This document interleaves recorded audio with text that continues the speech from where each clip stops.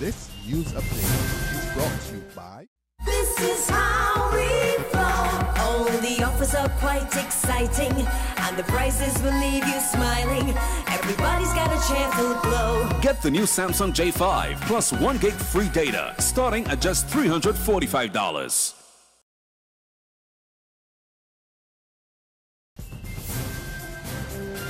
It's Tuesday, December the 8th, 2015, and this is your Barbados Today morning news update.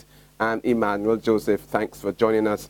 In our top story this morning, with a one-week ultimatum issued by Christchurch West MP Dr. Maria Agard due to expire tomorrow, the opposition Barbados Labour Party is sticking to its decision to expel her from the party.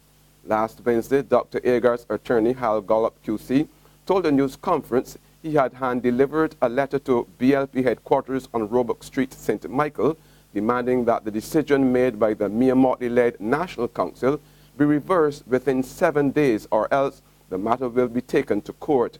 However, the party does not appear to be budging, with BLP General Secretary Dr. Jerome Walcott telling Barbados Today he had not gotten around to replying to the letter, even though he admitted to reading it. The status quo continues. Everything remains the same. And the last thing we said was that the National Council had met and had expelled Dr. Maria Agard. Right. I heard the press conference. I heard Dr. Agard say that she's going to court. Late in the interview, I heard that. I heard Mr. Agard say that he did the routine. I think you were there, and he sent a letter. Dr. Agard wants the High Court to rule on whether the decision by the National Council to expel her was fair or lawful. Minister of Finance Chris Sinclair has issued a stern warning to individuals and companies guilty of failing to pay their fair share of taxes that their days are numbered. Sinclair could not immediately say how many defaulters there were or how much was owed to the Barbados Revenue Authority, or BRA, but he said it was a substantial amount. He conceded that some of the debt preceded the establishment of the BRA in 2014 and would likely be written off, adding that the Revenue Agency was working on a formula.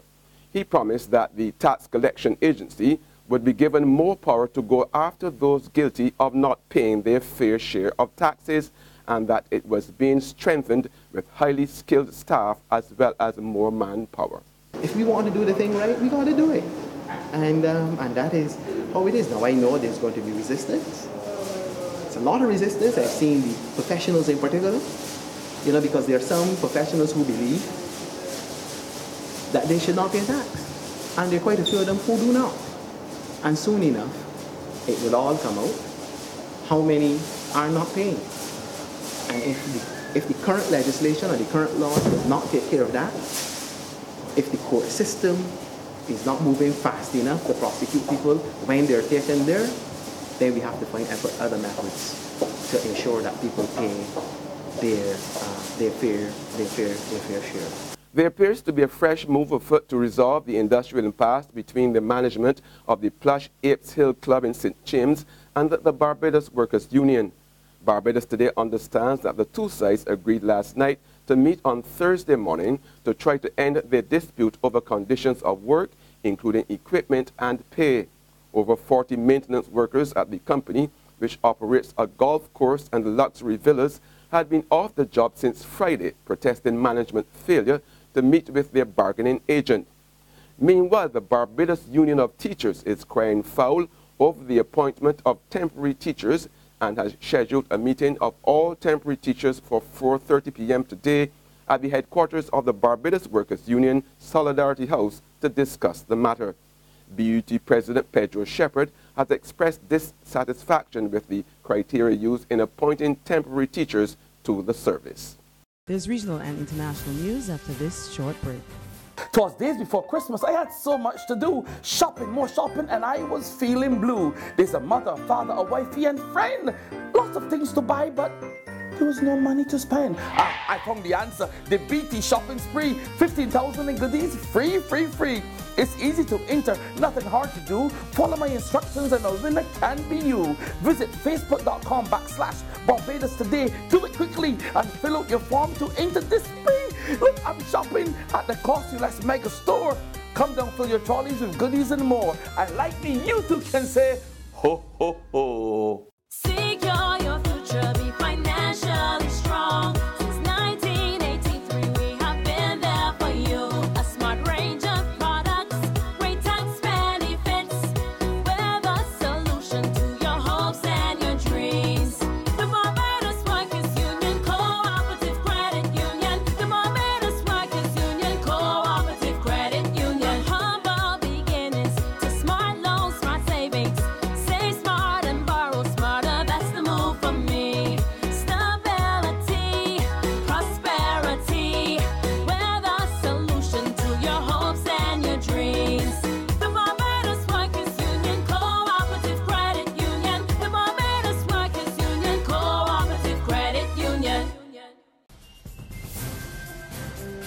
Welcome back with news from the region now. President Maduro has been ousted from power in Venezuela, but it happened through the ballot box. The opposition party is now set to run the affairs of this oil-rich nation in Latin America and the Caribbean. The opposition has claimed the majority of seats in the National Assembly in elections held Sunday, the first major shift in power in the legislative branch since the late President Hugo Chavez took office in 1999. The Democratic Unity Roundtable took 99 seats to just 46 for the United Social Party of Venezuela. President Maduro took to the airwaves and announced that he accepted the loss but pledged not to give up the mission of the late Chavez to create a socialist state. It was definitely a crushing victory for the opposition and one of their biggest victories in the last 17 years since socialism started in the country. The National Voting Council announced yesterday at 12:40 a.m. that the opposition won at least 99 seats of the 167th of the National Assembly. 46 seats are now for the government, and there are 22 seats that were too close to call and are still being counted. But it's important to emphasize that these 46 seats means a loss of 100 seats in the National Assembly, which means a huge loss of power for the government. And also, the opposition won a lot of things with this national elections. What did they win? Currently, with the 99 seats that they have, they could call an assembly to rewrite the Constitution. They could also call a referendum against the president or against another Congress members. And they could even pass an amnesty law to free some of the prisoners that are considered political prisoners in the country. In Guyana, opposition leader Barbados Jagdeo and former President Donald Ramotar are both suing the state for capping their benefits as past presidents. More in this Capital News report. Former Presidents Barbados Jagdeo and Donald Ramotar have moved to the courts, challenging the decision to cap their benefits. Attorney General Basil Williams made the disclosure this morning at a press conference. Court documents seen by this newscast show that the legal proceedings were filed on November 11th last by attorney-at-law Merceline Bacchus, who is representing the two. The matter, according to the AG, will be heard on December 11th before Acting Chief Justice Ian Chang and Justice Narendra Singh. According to the documents, the two are requesting an order stating that the amendments to the former President's Benefits and Facilities Act does not apply to them since they demitted office before the amendments came into being. The Attorney General said in the National Assembly it was ventilated whether the country could have afforded to pay such benefits to the former presidents. And on the international scene, U.S. Republican presidential candidate Donald Trump has called for a total and complete halt to Muslims entering the country in the wake of the Delhi, California shootings.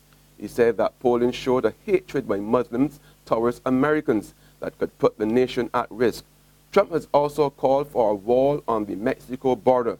In recent weeks, since the Paris terror attacks, he has turned his attention to the Muslim population in the U.S., calling for a surveillance of mosques and a Muslim registration database. To CNN, Donald Trump, in a new statement just released, is calling for, let me be clear about this, the barring of all Muslims from entering the United States. I want to bring in CNN's Dana Pash. Dana, welcome back to The Lead, and this just into CNN. Donald Trump, in a new statement just released, is calling for, let me be clear about this, the barring of all Muslims from entering the United States. I want to bring in CNN's Dana Pash. Dana, What did he say in this statement, and how significant is this? Well, it's pretty significant and it's pretty extraordinary. First of all, he says that there should be a total and complete shutdown of Muslims entering the United States until our country's representatives can figure out what is going on. He then goes on to cite a Pew Research Center poll, which he says shows that 25% of those polled agreed that violence against Americans in the U.S. was justified when it comes to a global jihad. And then he goes on to say this. He goes on to say, it is obvious to anybody the hatred is beyond comprehension. Where this hatred comes from and why we will have to determine. Until we are able to determine and understand this problem and the dangerous threat it poses, our country cannot be the victims of horrendous attacks by people that believe only in jihad. And on that note, we end our Barbados Today morning news update. However, you can join us again this afternoon. Until then, remember to log on to www.barbadostoday.bb, subscribe to our e-paper, email updates, or like us on Facebook. You could also catch us on Izumi Media in bus terminals or screenplay at supermarkets and gas stations near you. Also tune into channel 101 on Flow TV and Mix 96.9 FM to get all the latest news and sports. I'm Emmanuel Joseph. Have a fantastic day.